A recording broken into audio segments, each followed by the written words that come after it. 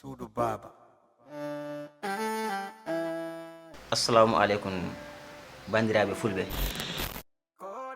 ko min wiyete Pape Mané, acteur nder film Suudu Baba ɗo.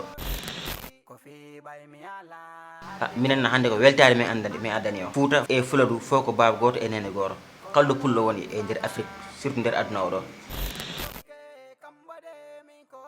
Ko balde mi noddirte ɗon min waɗi incarné rôle mawɗo gorko, mawɗo mo ananta o kala ko haali e nder famille o janggo ɓiɓɓeɓe walla rewɓe makko ma ɓe yiya ɗum.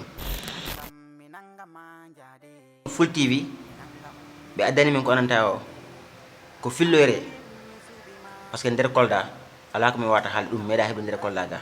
hunde goto tan min tori ɓe Fuladuɓe wat jaaɓe yoro ɓuranmi wadde gore, par ce que o addani min komin meeɗa heɓde, min tori onon fof.